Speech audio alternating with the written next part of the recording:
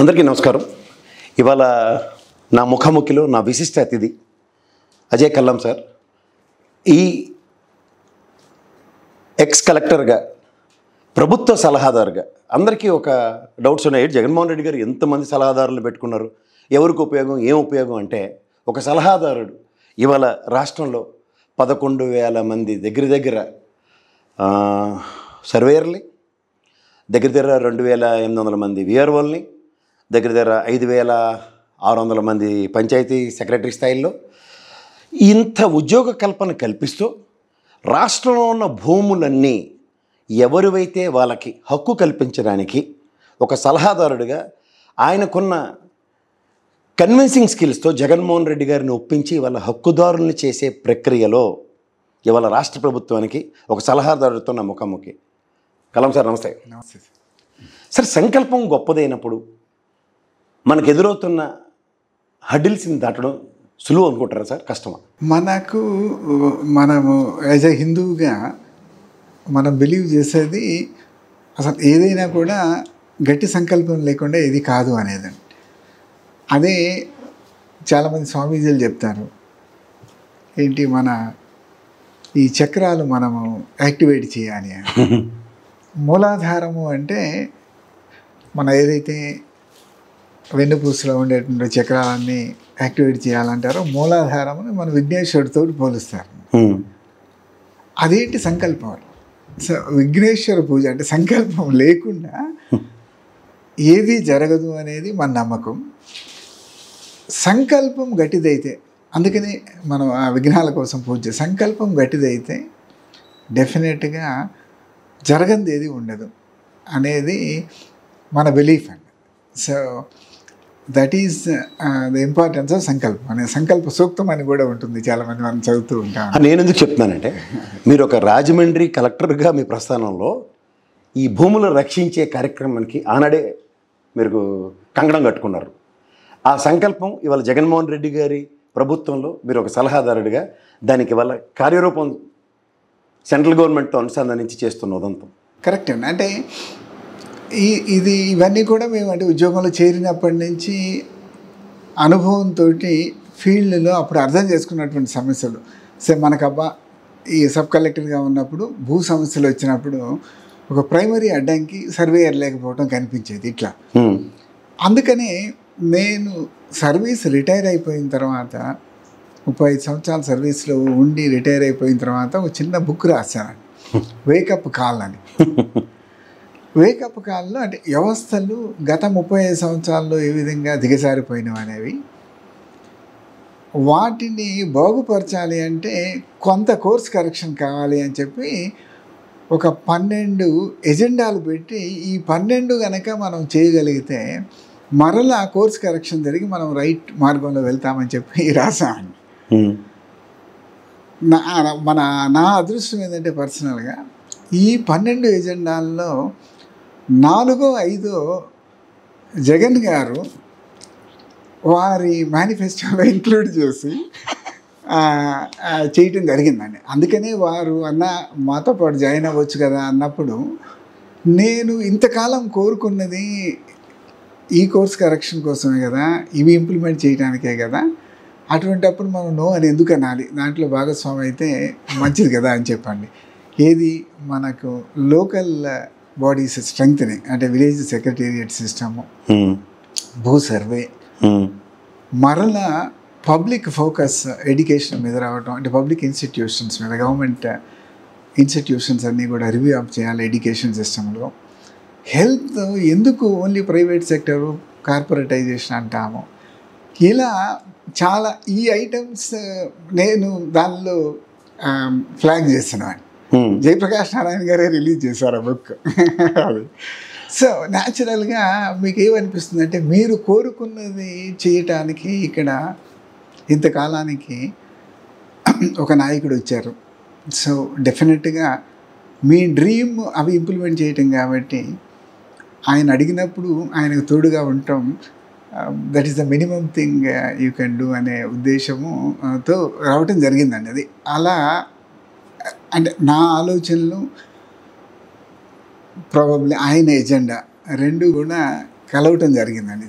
నేను అంటుంది ఏంటంటే మీ సంకల్పం ఎంత గొప్పదంటే నాడు సబ్ కలెక్టర్గా రాజమండ్రి దగ్గర మీ ప్రస్థానంతో ఇవాళ శాశ్వత పరిష్కారం పట్ల ఒక బంగారు బాట వేస్తూ మీ ప్రయాణంలో ఆనాడు తీసుకున్న సంకల్పం ఈరోజు జగన్మోహన్ రెడ్డి గారి రూపంలో మిమ్మల్ని సలహాదారుడిగా చేసుకోవడం, మీ ప్రస్థానంలో ఎంతమందికి ఉపాధి వచ్చే కార్యక్రమానికి మీరు తెరలేపడం, అండ్ ఇంక్లూడింగ్ సెక్రటరియట్ ఎంప్లాయీస్ కూడా your part and parcel of it. Correct.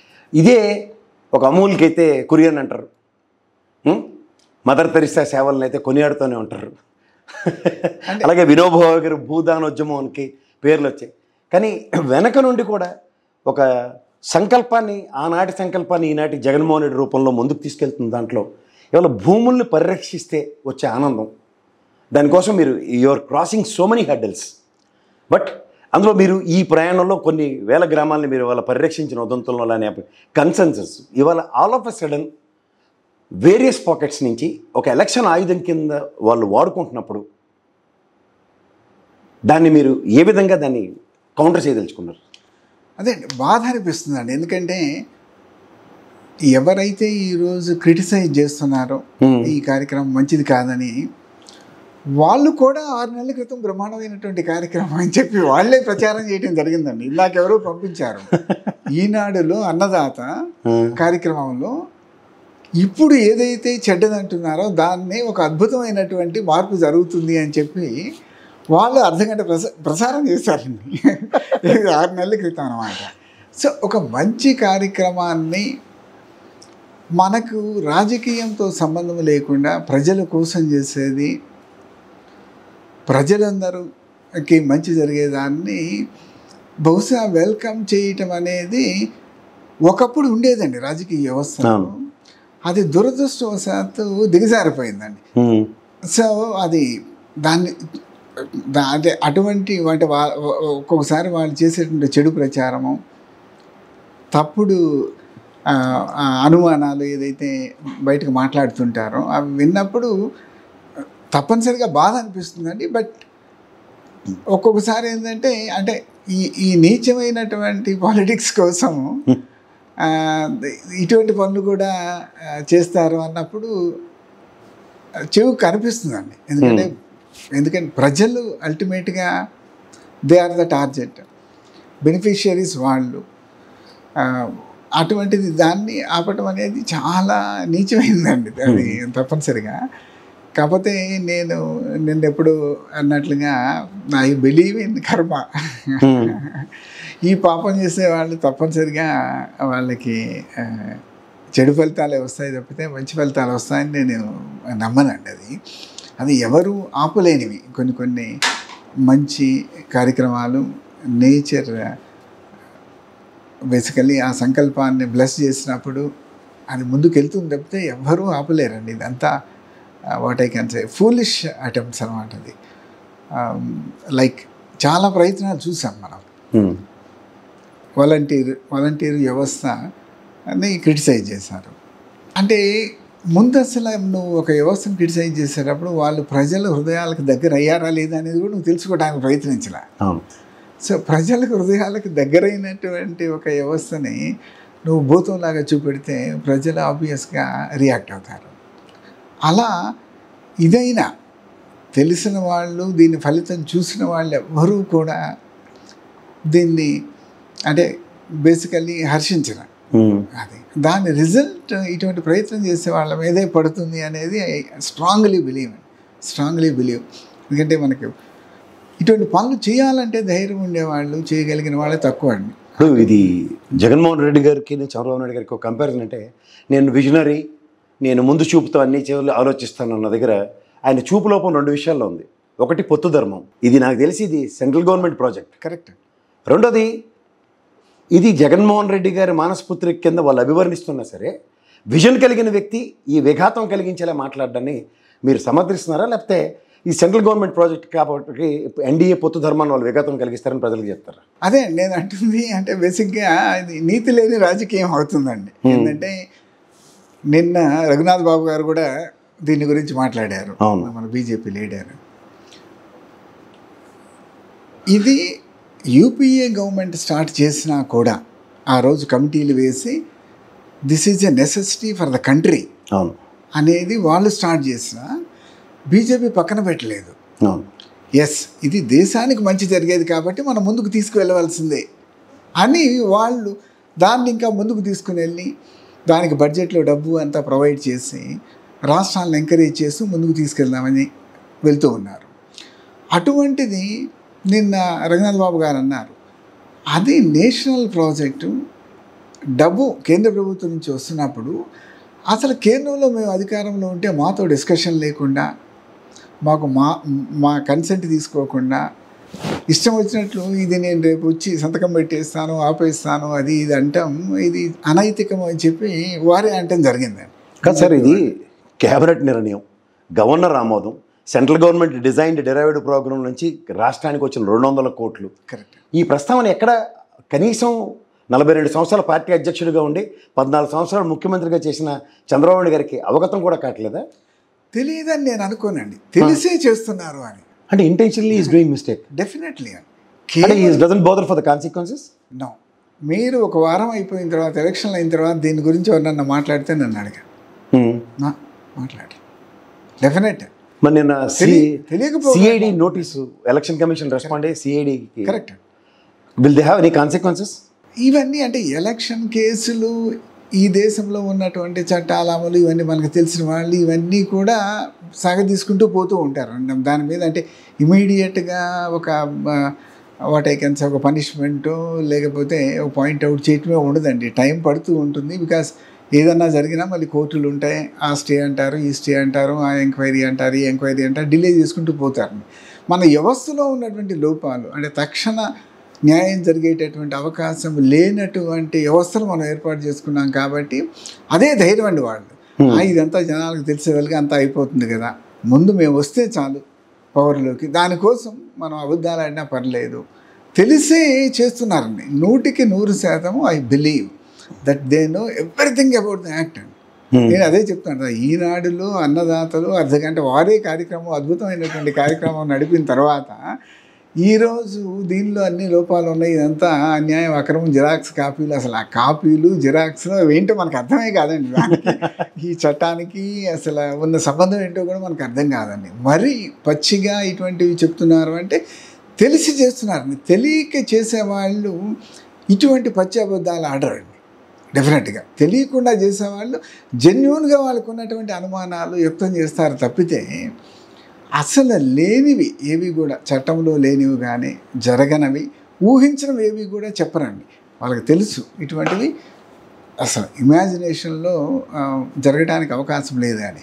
మన ముఖ్యమంత్రి గారు అన్నట్లు భూములు ప్రభుత్వం తీసుకుంటే, ప్రభుత్వం భూములు తీసుకున్నటువంటి ఉదంతం గత 100 సంవత్సరాలు ఎక్కడన్నా విన్నామండి మనం? ల్యాండ్ ఎక్విజిషన్ యాక్ట్ ద్వారా తప్పితే అసలు ప్రభుత్వాలు మనుషులు అంటే ప్రైవేటు ఆస్తులను ఎట్లా తీసుకుంటాయండి? నాకు అసలు అర్థమే కాదనమాట. సో తెలిసే చేస్తున్నారు. కదండి, జగన్మోహన్ రెడ్డి గారు మీకు తెలుసు చుక్కల భూములు, ఆవు భూములు, ఏవో 10 రకాల భూములు ఉన్నాయి. 17,50,000 ఎకరాలు ప్రజలకు పంచినోడు. అవునండి. ఈ 17,50,000 ఎకరాలకి నిజంగా స్వార్థ ప్రయోజనాల కోసం తీసేసుకుందాం అనుకుంటే వాళ్ళకిచ్చి మళ్ళీ ఇతను తీసుకోవడం ఎందుకు? అదే అండి, అసలు తీసుకునే అవకాశం లేదండి. అసలు ఇంపాసిబుల్, జరగదు. మన రాజ్యాంగంలో కానీ మనకున్న ఏ చట్టంలో కూడా అసలు అటువంటి అవకాశం లేదండి. వాళ్ళకి తెలుసు అది. యాక్చువల్గా land management, land reforms Jaganmohan Reddy గారి టైంలో డిస్పైట్ 2 years కోవిడ్ జరిగినంతగా నేను 35 సంవత్సరాలు ఇక్కడ ఇదే గవర్నమెంట్లో ఉద్యోగం చేస్తున్నా అండి, వేరియస్ స్థాయిల్లో, ఎప్పుడూ జరగలేదండి అసలు. అంటే ఊహించిందనమాట. ఏది అంతకుముందు అనుభవం లేని, ఫస్ట్ టైం చీఫ్ మినిస్టర్గా అయ్యారు ఆయన, ఏమన్నా కిందకి ఒక సర్పంచ్గా కూడా చేయలేదు. లోకల్ సమస్యలు, భూ సమస్యలు తెలిసి ఉంటాయంటానికి గ్రామ స్థాయిలో ఆయన ఎప్పుడు పనిచేయలే, ఒక మండల స్థాయిలో ఏం పనిచేయలే. ఆయన ఎప్పుడు ఎమ్మెల్యే, ఎంపీగా అయ్యి డైరెక్ట్గా ముఖ్యమంత్రి అయ్యారు. అయినప్పటికీ అంటే మీరు ఇందాక అన్నటువంటి సంకల్పం, జనాలకు మంచి జరిగేది ఏంటి, మనం ఏది చేస్తే వారికి మంచి జరుగుతుంది అనే ఓపెన్ మైండ్ ఉంది కాబట్టి టక్కన ఎవరన్నా ఏదన్నా చెప్పగానే సలహా, అవునన్నా ఇదైతే చాలా బాగుంటుంది కదా, why not we do it అని ధైర్యంగా చేయగలుగుతున్నారు. గతంలో చూడండి, రాజులు యువరాజుకి పట్టాభిషేకం చేసి ముందు దేశయాటం చేసి రమ్మనివారు. అలా జగన్మోహన్ రెడ్డి పాదయాత్రతో మీరు అన్నట్టు పంచాయతీ స్థాయిలో పనిచేయకపోయినా లేకపోతే గ్రామ స్థాయిలో పనిచేయకపోయినా ప్రతి అణువులో ఉన్న బాధని ఆ తండ్రి కొడుకులు మాత్రం అవగతం చేసుకోగలిగారు కదా. కరెక్ట్ అండి. ఎందుకంటే వాళ్ళు అప్పుడు ఆ పాదయాత్ర అది చేసేటప్పుడు మనం చూస్తూ ఉంటాం కదండి. మనం ఈరోజు బస్సు యాత్ర తిరిగేటప్పుడు కూడా ఆ కనెక్ట్ అండి. అంటే ఎవరో ఒక ముసలావిడ చూడంలోనే అంటే నాకు తెలిసి మీరు ఒక ఇంటర్వ్యూలో నేను విన్నాను, ఆయన పాదయాత్రలో ఆయనకు వచ్చిన అర్జీలన్నీ భూ సమస్యలే. ఎగ్జాక్ట్లీ అండి. మొత్తం అప్పుడు ఉన్నవన్నీ కూడా కంపైల్ చేయమంటే వాటిని ఒక రిజిస్టర్లో కంపైల్ చేస్తుంది ఎవరండి? ఉమారెడ్డి వెంకటేశ్వర్లు గారు, పెద్ద ఆయన. ఇప్పుడు ఆయన దాదాపు సీనియర్స్ అందరినీ ఆయన బాగా అలా మా రాజమౌళి ప్రసాద్ గారిని ఒక ఇంటర్వ్యూలో అడిగితే చెప్పాడు, చేపలు తోయినట్టు తోముతున్నాడు అందరినీ. అవునండి. అప్పుడు ఆయన 27 సంవత్సరాలేమో. ఆయన అంత ఓపికగా ఆయనకి చెప్పారట అండి, నువ్వు పెద్ద అయినావు కదా, నీకు అంతా తెలుసు, ఈ వచ్చినటువంటి గ్రీవెన్స్లన్నీ నువ్వు దేనికి దానికి ఒక సోలోలో ఏర్పాటు చేసి దీని మీద మనం ఏమి చేయగలమో ఏమి చేయలేమో ఒకసారి చూడన్నా అని చెప్పి అని ఆయన్ని పోయినసారి మేనిఫెస్టో కమిటీ చైర్మన్గా పెట్టారు. అప్పుడు ఆయన మొత్తం రిప్రజెంటేషన్ని సెపరేట్ చేసి భూమికి సంబంధించినవన్నీ ఇట్లా రకరకాలుగా మంచినీటికి సంబంధించినవన్నీ రోడ్లకు ఇట్లా సెపరేట్ చేశారండి వారు. ఇంకా జనాలు వ్యక్తిగతంగా విద్యకు ఆరోగ్యానికి సంబంధించినవని. దానిలో మొత్తము రిప్రజెంటేషన్లో మోర్ దాన్ 40% ఓన్లీ భూమికి సంబంధించినవి వచ్చినాయండి. అందుకని వారు మరి దీనికి సంబంధించిన దాని మీద ఆబ్వియస్గా మనం ట్రైనింగ్లో చెప్పేవాళ్ళండి. మేము అకాడమీలో మసూరి అకాడమీలో ఉన్నప్పుడు ఒక్కొక్కసారి మనకు తెలిసి తెలియక మన టైంని డిస్ప్రపోర్షనేట్గా వేస్ట్ చేస్తూ ఉంటాము. అంటే మనకు 90% రిజల్ట్ వచ్చేదో లాభం వచ్చే దాని మీద ఏమన్నా మనము 2% టైం స్పెండ్ చేస్తూ ఉంటాము. మనకు 2% లాభం వచ్చే దాని మీద ఒక్కోసారి మనం 50% టైం వేస్ట్ చేస్తూ ఉంటామండి. సో ఇటువంటిది మీరు కరెక్ట్ చేసుకోవాలి. As an administrator when you go and take charge either as a sub collector or a collector or secretary whatever it is, you should very carefully plan your time. మనకు ఏది ఎక్కువ result ఇస్తుంది, ఏది important అనేది మీరు prioritise చేసుకుని దాని మీద ప్రపోర్షనేట్ టైం మీద దాని మీద స్పెండ్ చేయాలి అని చెప్పి ఆ విధంగా ఇంతమంది సఫర్ అయ్యేటటువంటి 40% గ్రీవెన్సెస్ మీద మనము ఫోకస్ చేయకపోతే ఎట్లా అనే ఉద్దేశంతో వారు దాని మీద కాన్సన్ట్రేట్ చేయబట్టే ఇన్ని సమస్యలకు పరిష్కారం అండి. చుక్కల భూములు అసలు చెప్పలేనన్ని సమస్యలు అండి. అది పోయినసారి అది ఎవరికి తెలియదు కాదు. చంద్రబాబు నాయుడు గారు కూడా చట్టం పెట్టి తీసుకొచ్చారు దాని మీద. అవును, ఇంప్లిమెంట్ చేయలేకపోయారు. ఇప్పుడు మీరు ఒకటి గమనించారా, మీరు ఎంతోమంది ముఖ్యమంత్రులతో పనిచేశారు. When it comes to Jaganmohan Reddy, ప్రజా సమస్యకి దేనికైనా శాశ్వత పరిష్కారం పట్ల మాత్రమే బాటలు వేస్తున్నాడు అతను. కరెక్ట్ అండి. ఒకటి శాశ్వత పరిష్కారం, రెండోది పట్టుదల అండి. అంటే ఇప్పుడు ఇందాక మీరు ఎత్తినటువంటిది ఇంపార్టెంట్ కార్యక్రమం సర్వే తీసుకోండి. అవును, ఎందుకు ఎవరు చేయటం లేదు? ఎందుకు అని అంటే చాలా క్లిష్టమైంది, సంవత్సరాలు పడుతుంది, ఇదంతా అవుతుందా లేదా, అవ్వకపోతే దాని ఫలితం మనకు వెంటనే రాదు కదా. ఫలితం అంటే వీళ్ళు ప్రతిదీ కూడా ఓట్ల రూపంలో కదా చూసేది. మన క్విక్గా ఏది రిజల్ట్ వస్తుంది, క్విక్గా మనకు ఓట్లు వచ్చేది ఏది ఉంది అది తొందరగా చేసేద్దాము. ఇది కష్టమైంది, ఎప్పుడవుతుందో తెలియదు, దీని ఫలితం మనకు వస్తుందా రాదా, ఇదంతా జరిగేది కాదు అనే ఉద్దేశంలో ఉంటారు కదండి. నేను నిన్న ఒక ఇష్యూ మాట్లాడానండి. ప్రైమ్ మినిస్టర్ గారు చీఫ్ సెక్రటరీస్ కాన్ఫరెన్స్లో మన రాష్ట్రం నుంచి మన కమిషనర్ గారిని పిలిపించి ప్రజెంటేషన్ చేశారు అని చెప్పి. ప్రజెంటేషన్ అయిపోయిన తర్వాత కాఫీ బ్రేక్ అటండి. కాఫీ బ్రేక్లో ఇద్దరు చీఫ్ సెక్రటరీలు ప్రత్యేకంగా ఆయన అడిగింది, ఏమయ్యా అసలు ల్యాండ్ మీద జనరల్గా ప్రభుత్వాలు ఫోకస్ చేయవు కదా, ఇదంతా న్యూసెన్స్, ఎక్కడవుతుంది, అయ్యేది కాదు పెట్టేది కాదు, ఎన్నో సమస్యలు, అదేమైనా ఇయర్స్ టుగెదర్ పడుతుంది, అటువంటిది ఆశ్చర్యంగా ఉంది మీ ముఖ్యమంత్రి గారు దీని మీద ఎందుకు ఫోకస్ పెట్టారు అడిగారట. సో దట్ ఈస్ ద న్యాచురల్గా, అంటే మనం ఇంతకుముందు చూసినటువంటి ట్రెండ్స్ కాంప్లికేటివి, వెంటనే రిజల్ట్ రానివి దీని మీద ఫోకస్ పెట్టరండి. ఒడ్డేన్ శోభనాథేశ్వరరావు గారు మీరు తెలిసాడు, ఆయనకి చాలా కమిట్మెంట్, అగ్రికల్చర్ అంటే ఆయనకి ప్రాణం. పుస్తకం కూడా చదివాను. ఎగ్జాక్ట్లీ. ఆయన నేను కమిషనర్, ఆయన మినిస్టర్గా ఉన్నప్పుడు అగ్రికల్చర్ కమిషనర్గా చేశాను. మంచి బాండింగ్ ఉండేది మాకండి. ఒక స్కీమ్ ప్రపోజ్ చేసామండి అప్పుడు. ఏంటి, రైతులకు ఇన్సూరెన్స్, అంటే రైతు ప్రతి ఒక్కళ్ళు కూడా ఇప్పుడు డ్రడ్జరీ చేయలేకపోతున్నారు. 60 సంవత్సరాలు వచ్చిన తర్వాత మీ బాడీ సహకరించదు. ఇది 25 సంవత్సరాల్లో మీరు వ్యవసాయం మొదలుపెట్టినా 60 సంవత్సరాల ఐదులకి మీ పని అయిపోతుంది. మరి ఉద్యోగస్తులకి కుర్చీల్లో కూర్చొని చేసుకునే వాళ్ళకి కూడా పోస్ట్ రిటైర్మెంట్ ఏదో బెనిఫిట్ ఉంటుంది.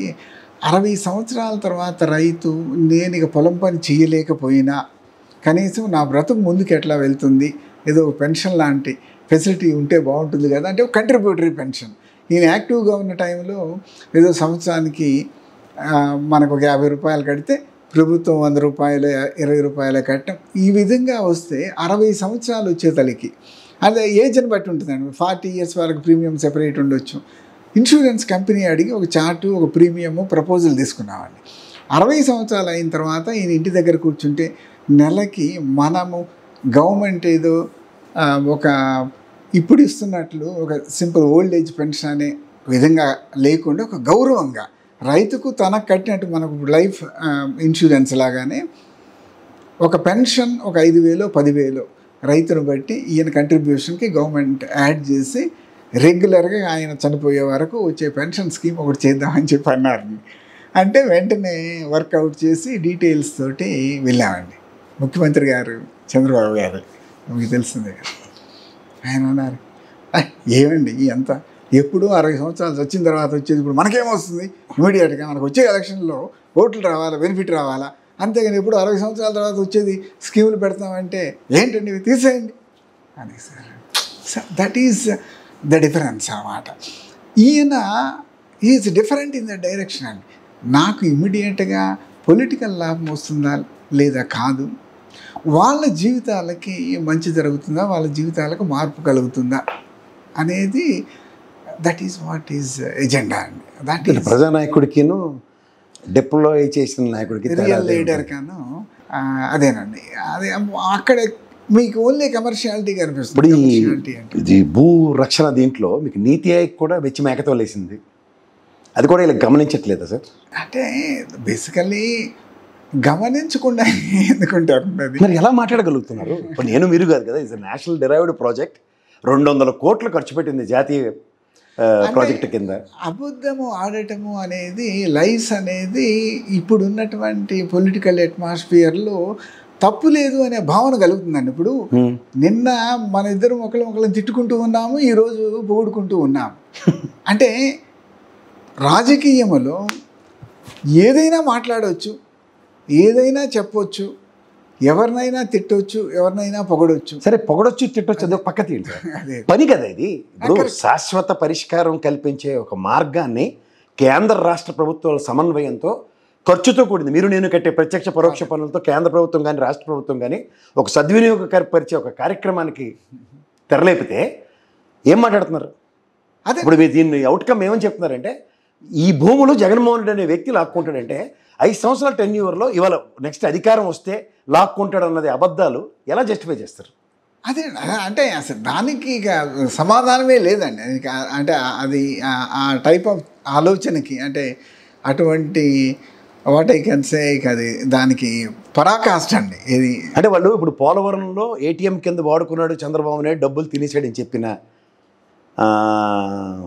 నరేంద్ర మోడీ గారు ఇవాళ ఈ విషయంలో పొత్తు ధర్మాన్ని మళ్ళీ కలిసిపోయిన తర్వాత రాష్ట్ర ప్రభుత్వంకి సంబంధించిన ఏ అంశమైనా ఈ విధమైన బుల్డోస్ చేసే కార్యక్రమం ఒకటి మాట్లాడేస్తే సస్టైన్ అయిపోతుంది అనుకుంటారా?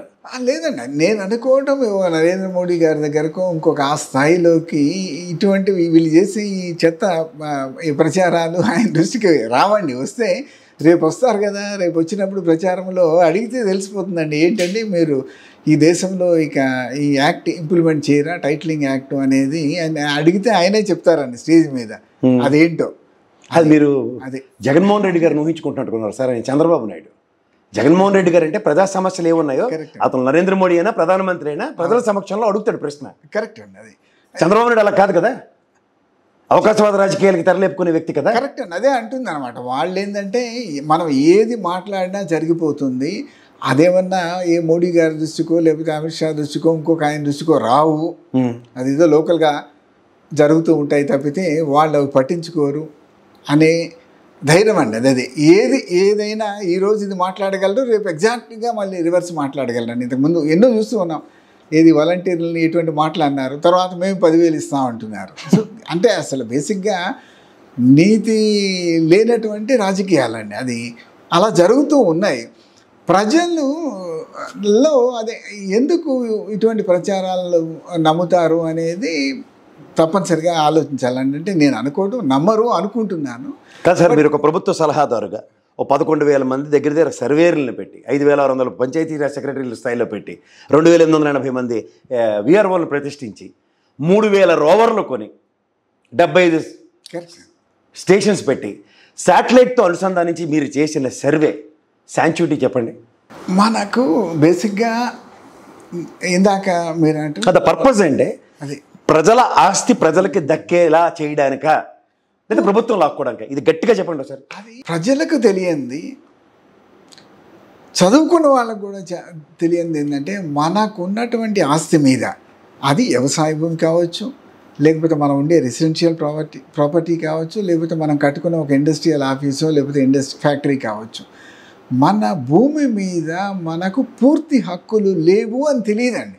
దురదృష్టం ఏంటంటే మనకు ఓనర్షిప్ ఇచ్చేటటువంటి కాగితం మన దగ్గర ఏమీ లేదు అనేది జనాలకు తెలియదండి. అదొక దురదృష్టకరం.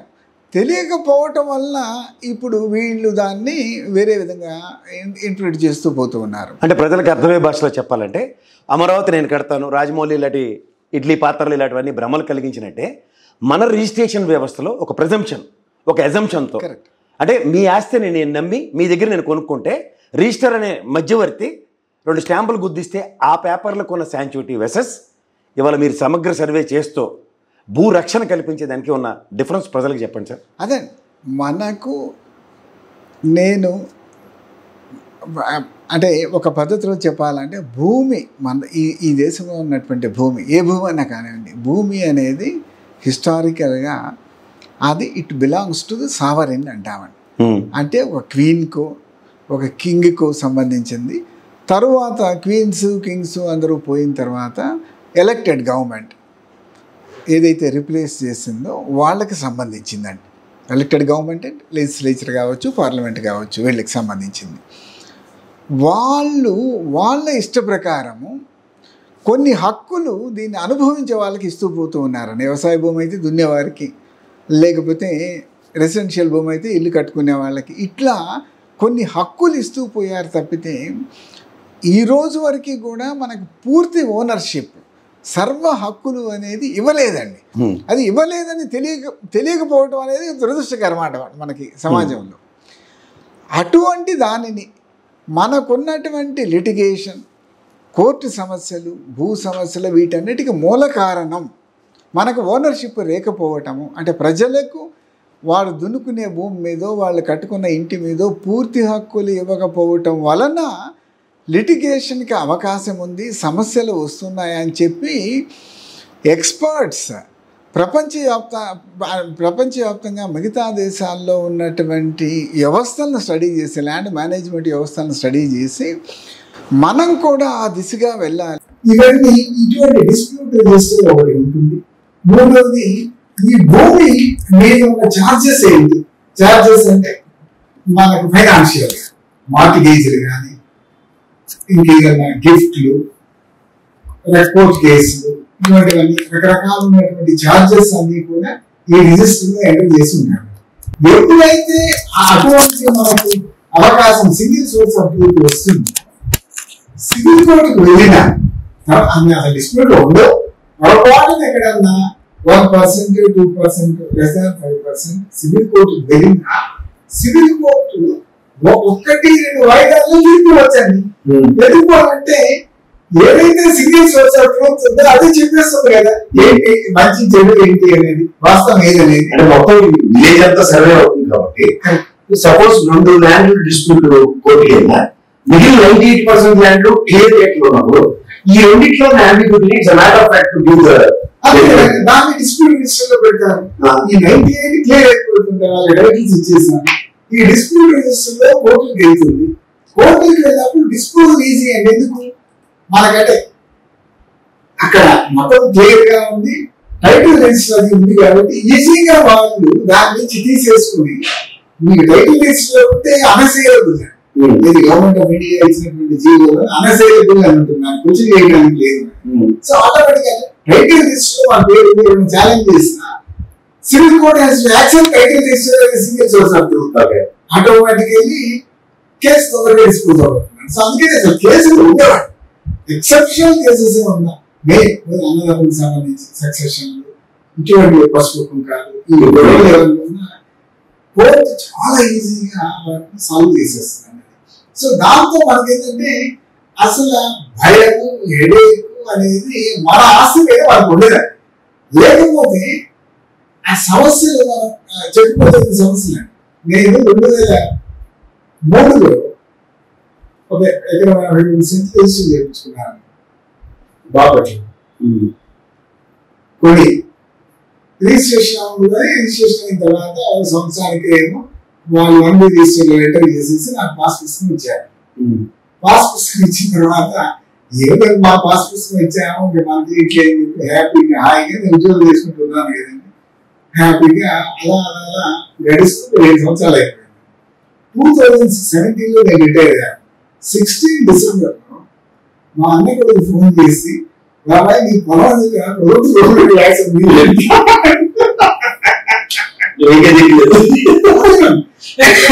నేను అదేంటి బాబు ఏంటి ఇది అని చెప్పి ఎవరు ఫోన్ చేసి అనుకుంటే, సార్ అది 9 సంవత్సరాల క్రితం మారింది చేశాను. అంటే 9 సంవత్సరాల క్రితం అతను అది మార్చిన నాకు తెలియదు, ఎట్లా మార్చారో తెలియదు, ఎవరు మార్చారో తెలియదు, ఎందుకు మార్చారో తెలియదు. ఎందుకు మారిందండి నాకేం తెలుస్తారంటే అతను వచ్చే సంవత్సరాలు ఇట్లా అవుతుందండి. సో దాని మీద కాబట్టి మనం పాత రికార్డ్ చేసి ఫైట్ చేసి ఓకే మనం సాల్వ్ చేసుకున్నాం, గవర్నమెంట్ జీవో ఇచ్చింది, పొరపాటు జరిగింది అని చెప్పి అయిపోయిందండి. నేను అంటున్నాను ఇటువంటి అవకాశం లేదా ఈ చట్టం కనుక భూమి హక్కు సంక్షేమ కల్పించగలిగితే అనేక రంగాల జీవో తెచ్చుకోవాల్సిన అవసరం ఉంది. వాడికి అసలు ఆ సమస్య ఉన్నది, ఆ భూమిని టచ్ చేసే అవకాశం ఎవరికి ఉన్నదండి.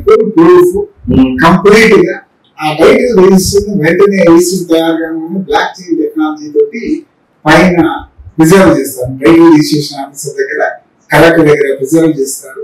దాన్ని టచ్ చేసేటటువంటి అవకాశం after finalisation conclusive title declare చేసిన తర్వాత టీఆర్ఓ కూడా ఉండదండి. దాన్ని ఎవరు టచ్ చేయలేదు. కేవలం through regular transaction, regular registration జరిగినప్పుడు మాత్రమే దాంట్లో మార్పులు చేరుకుని జరుగుతాయి. అంతే, ఇంకా ఏ మీన్స్ అంటే ఏ విధంగా కూడా మాట్లాడి లేదా కోర్టు నుంచి ఎవరైనా ఆర్డర్ తెచ్చుకుంటే ఆ కోర్టు ఆర్డర్ కోర్టు చేసి మార్చలేదండి. Except through proper court order or except through registration ఎవరు ఏ విధంగా మార్చలేదండి. ఇప్పుడు అసలు మనది ఏ రోజు ఆ రిజిస్టర్ ఎవరి ఉంటుందో మనకి తెలియదు. 2 రోజులు టీఆర్ఓ రేపు సీనియర్ లెవెల్లో పెడతారని నేను అనుకుంటున్నాను. గవర్నమెంట్ అది సబ్ కలెక్టర్ క్యాడర్ కింద ఉన్న వాళ్ళు అసలు వేరు పెట్టడానికి అవకాశం. సో మీరు పీస్ఫుల్ గా ఉండొచ్చు. ఇప్పుడు ఏంటంటే రకరకాలుగా మనం చెప్పుకుంటాం, కింద వాళ్ళు ఏడుస్తుంటారు, ప్రసక్తే ఉండదండి. ఇదేంటంటే నిజంగా అది వచ్చింది అని అంటే నెక్స్ట్ జనరేషన్ మా పిల్లలు దాన్ని సురక్షితంగా అనుభవిస్తారు. మనం 20 సంవత్సరాల అమెరికాలో నుండి వచ్చిన, ఆస్ట్రేలియాలో నుండి వచ్చిన మన టైటిల్ చేంజ్ చేయడానికి ఎవరు ఏమి చేయలేదు. పక్క ఎవరైనా దుర్గుంటూ ఉండొచ్చు, మనం బయటకి ఇస్తే ఇంకోటి తగ్గితే మన గట్లు మారం. ఎందుకంటే జియో ట్యాగింగ్ జరిగింది. మన భూమి మన టైటిల్లో ఎప్పుడు 1% కూడా దాన్ని నష్టం చేయలేదు. ఎందుకు అంటే వీలు పడదు. ఇన్ అడిషన్ డిజిటల్ ఏజ్ కింద అసలు మీకు ప్రతి 3 నెలలకి మీకు ఇచ్చినటువంటి పట్టదారు పాస్ పుస్తకం రేపు ఓనర్షిప్ సర్టిఫికేట్ కాకుండా ప్రతి 3 నెలలకి మీ ఖాతా డీటెయిల్స్ మీ సెల్ ఫోన్ పంపిస్తారు. మనకి బ్యాంకులో ఎట్లయితే ఆధార్ లింకేజ్ అయిన తర్వాత రెగ్యులర్ గా మనం ట్రాన్సాక్షన్ చేస్తే వెంటనే డీటెయిల్స్ ఎట్లా వస్తున్నాయి అట్లా ప్రతి 3 నెలలకి వస్తున్నాయి. కంప్లీట్ గా ఓనర్షిప్ ఉన్నటువంటి ప్రతి వ్యక్తికి agriculture land, non agriculture land వాళ్ళ ఖాతా నెంబర్ల ద్వారా వాళ్ళ సెల్ ఫోన్ కి మెసేజ్ పెడుతుందండి. అయ్యా ఇదిగో మీ ఖాతా నెంబర్లో ఈ నెంబర్లో ఇది ఉంది ఎక్స్టెంట్ ఫర్ ఇన్ఫర్మేషన్. ఇప్పుడు నేను చెప్తున్నా, నేను సీనియర్ ఆఫీసర్, నాకు 9 సంవత్సరాలు పట్టింది. అసలు అటువంటి పరిస్థితి ఉండదండి. అంటే ఇంతకంటే ఇంకా అసలు బెస్ట్ వే రైతుల ఆస్తులకి కానీ ప్రజల ఆస్తులకు కానీ ప్రొటెక్షన్ ఇచ్చేటటువంటి మార్గం లేదని ఉంటే చెప్పండి. లేదండి దీనికంటే బెస్ట్ ఏముందంటే తప్పనిసరిగా మీరు ఛాలెంజ్ చేస్తాను. ఎందుకంటే మంచి పద్ధతి ఉందంటే మీరు ముందుకు చెప్పండి. అంటే ఇప్పుడు 66% భూముల కేసులు, సివిల్ కేసులు అవ్వడం లేదు. వాళ్ళ ఆక్రమణను చాలా డెఫినెట్ గా కోర్టుకి వెళ్ళి వ్యక్తపరుస్తున్నారు. కేసులు నలిఫై అయిపోతాయని ఇన్స్టంటేనియస్ జడ్జిమెంట్స్ జడ్జి లెవెల్స్ వస్తుంది. అంటే ఇప్పుడు ఉన్న కేసులు పోతాయని కాదండి. ఉన్న కేసులు ఎట్లా మనం డిస్ప్యూట్ ఎంటర్ చేస్తాము, నడుస్తూ ఉంటాయి. ఎప్పుడు సెటిల్ అయితే అప్పుడు మనం సాల్వ్ చేస్తాం. భవిష్యత్తులో కేసులు రావాలి. అది సరే, భవిష్యత్తులో కేసులు రాకపోతే సంతోషించాలి. సివిల్ డిస్ప్యూట్స్ లేకుండా అంతే కదండి. సివిల్ డిస్ప్యూట్స్ కూడా తగ్గిపోతాయి కదా. మనకు ఇది మనం ఏదో సరదాగా చెప్పేది కాదు. 90 దేశాలు డేటా చూసి చెప్తున్నా. ప్రతి ఆస్ట్రేలియాలో less than 1%, land related civil dispute less than 1% ఉంటాయి సివిల్ కేసులు. అంటే 99% కేసులు ఏదో కాంట్రాక్ట్, లేకపోతే కార్పొరేట్ కేసులు, లేకపోతే ఫ్యామిలీ కేసులు ఇటువంటి ఉంటాయి. లేకపోతే ల్యాండ్ కి సంబంధించి ఉన్నవారు. అమెరికా అయితే తెలిసి అది కూడా అక్కడ ఆల్మోస్ట్ 1.8% అంటారు, లెస్ దాన్ 2%. ఎక్కడ ఏ దేశం అంతే అండి 3%, 5% దానికి ల్యాండ్ డిస్ప్యూట్స్ ఉంటుంది. ఓన్లీ సబ్ కాంటినెంట్ ఉంటుంది. ఈ సబ్ కాంటినెంట్ వస్తే ఇంకెక్కడ లేదు. డెఫినెట్ గా మనం కూడా వాళ్ళతో పాటు ముందుకు వెళ్తాం. అది నాకు అర్థం కానీ మన కోరుకునేది అది. ఈ ప్రాసెస్ ఈ కేసులు బట్టి వాళ్ళు ఇంకో కేసులు వస్తూ ఉంటాయి. సమాజం మారుతుంది. More labours, more civil cases. 2008లో ఎప్పుడైతే గ్లోబలైజేషన్ చేశారో, మన్మోహన్ సింగ్ గారు 2008లో దీన్ని ఇంపోజ్ చేశారు. ల్యాండ్ రక్షణ. ఎందుకు? గ్లోబలైజేషన్ పునాదులు అప్పుడు పడితే ఇక్కడ మనకి యాంబిగ్యూటీ గ్లోబలైజేషన్ అనుకున్న స్థాయిలో జరగలేదు. కరెక్ట్ అండి. మనకి ఇన్వెస్ట్మెంట్ అంతా ల్యాండ్ దాన్ని ఈ ప్రపంచంలో 5 బిలియన్ ట్రిలియన్ అని చెప్పే ఈ నరేంద్ర మోడీ కూడా 2019లో ఆప్షన్ లెస్ సిచ్యువేషన్ లో తెచ్చుకోవాల్సి వచ్చింది. డెఫినెట్ గా. అంటే ఎవరు కూడా రేపు అంటే రోజు మాట్లాడుతున్నాండి చంద్రబాబు నాయుడు గారు అక్కడ కూర్చున్నా అది చేస్తారండి. కాబట్టి అప్పుడు ఏం చెప్తారో జనాలంటే కంపల్సరీ చేస్తారు. చేయాలని ఆలోచించాలని లెక్చర్లు ఇస్తారండి. చెప్తారు. మహారాష్ట్రలో ఒక స్టాంప్స్, ఢిల్లీ స్టాంప్ తర్వాత ఒక స్టాంప్స్ మారే ఒక దానికి ఏంటంటే డిఫరెంట్ మీ ఆయనలో దానికి ఇనిషియేటివ్ తీసుకున్నా తర్వాత మీరు రిటైర్ అయిన తర్వాత మళ్ళీ ఇప్పుడున్న ఆఫీసర్లు మీరే బతిమాలుకోవాల్సి వచ్చింది దాన్ని ఇంప్లిమెంట్ చేయడానికి. మీరు అలాంటి సెలవులు చేస్తున్నారా చెప్తున్నారు. అంటే వారు చంద్రబాబు నాయుడు గారు చెప్తారు, నేను ఇన్వెస్టర్ ఫ్రెండ్లీ, నేను ఇన్వెస్ట్మెంట్లు చేస్తాను, నేను సంపద క్రియేట్ చేస్తాను, నేను వెల్త్ క్రియేట్ చేస్తాను, నేను ఉన్నప్పుడే ఐటీ ఇండస్ట్రీస్ వచ్చినాయని ఆయనకి నెసెసిటీ అని. ఆయనకి నాకు వీసా పేమెంట్స్ ఎవరో బ్యాంక్ అందరూ పొగడాలి, ముఖ్యంగా ఎంఎన్సీలు మిగతా కంట్రీలు పొగడాలి అని అంటే ఇది తప్పనిసరిగా చేయాల్సి వస్తుంది. ఎందుకంటే వాళ్ళు ఇదే పాయింట్ అవుట్ చేస్తుంటారు, త్వరగా చేయండి. ఇంట్రడ్యూస్ చేసిన స్టాంప్ ఇంట్రడ్యూస్ చేయలేదు సార్ ఆయన. స్టాంప్ కరెక్టేనండి. అంటే ఆయన 2016లో పైలట్ చేసినామండి తప్పనిసరిగా. తర్వాత అంటే ఆయన దృష్టి దాని మీద పడిందో లేదో తెలియదు కానీ పర్సూ చేయలేదు. వేరే ఇష్యూస్ లో పైలట్ బ్యాలెన్స్ అప్పుడంతా కూడా ఆయన టైం 80% అంతా అమరావతి అమరావతి అమరావతి అమరావతి యాక్ట్ పిచ్చిలో పడిపోయి ఇంకా అన్ని ఓకే చేయలేకపోయారండి. బట్ అదర్వైజ్ ఆయన నేను చాలా టెక్నాలజికల్ విజన్ ఉన్నటువంటి చీఫ్ మినిస్టర్ అంటారు. వారు తప్పగా చేస్తారు, నేను చెప్తున్నాను, తప్పగా చేయాలని. ఆ రోజు నేను బ్రహ్మాండంగా చేర్చి పెడతానని ఆయనే చెప్తారు. ఈ రోజు కేవలం ఓట్ల కోసం ఇది తప్పు అంటున్నారు తప్పితే ఇది ఇట్ ఈస్ నెసెసిటీ అండి. ఈ దేశానికి అవసరం. ఇప్పుడు మనం చేసేటటువంటి చట్టంలో ఎక్కడన్నా లోపాలు ఉన్నాయంటే ఫలానా మార్పు తీసుకురావాలని చెప్పండి. మీరు చెప్పండి, వెల్కమ్. ఐఎమ్ షూర్ ఎన్ని పాజిటివ్ సజెషన్ ఉంటే ఐ థింక్ జగన్మోహన్ రెడ్డి చెప్పండి యాక్సెప్ట్. అందులో నాకు అసలు రెండు అనుమానమే లేదు. మీకు తెలుసు దాని అవసరం, దాని ఇంపార్టెన్స్ అని తెలుసు. అంతేగాని అసలు ఇంకా వేరే విధంగా దాన్ని ఆలోచించవలసిన అవసరమే లేదు. ఈ ప్రాసెస్ లో అసలు దానికి జిరాక్స్ పేపర్ ఇష్యూ ఏంటి మనం సర్వే చేస్తున్నాము, లిస్టులు తయారు చేస్తున్నాము, నోటిఫై చేస్తున్నాము. దెన్ మనం రెగ్యులర్ ప్రాసెస్ లో రిజిస్ట్రేషన్ డిపార్ట్మెంట్ రిజిస్ట్రేషన్ ఎందుకంటే ఇంతవరకు అసలు మనం రూల్స్ రెగ్యులేషన్ పెట్టిన టీఆర్ అపాయింట్ చేయలేదు, మనకి అపోజిట్ ఎవరిని ఏమి యాక్షన్ తీసుకోలేదు. జిరాక్స్ పేపర్ ఎక్కడి నుంచి వచ్చింది అనేది అది వేరే దానికి తీసుకుని మళ్ళీ దీని మీద రుద్దుతూ ఉన్నారు. ఇప్పుడు మన 4,000 గ్రామాలలో పట్టదారు పాస్ పుస్తకాలు ఇచ్చాం కదండి, ఒక్క రైతు చేత నాకు పుస్తకం కాకుండా ఇది జిరాక్స్ కాపీ ఇచ్చారని చెప్పి అది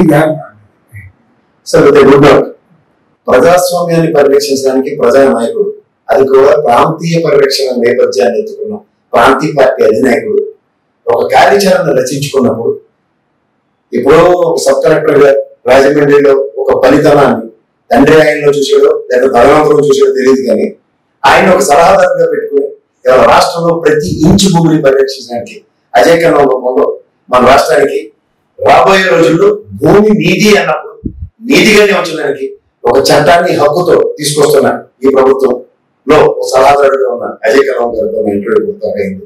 ధన్యవాదాలు సార్.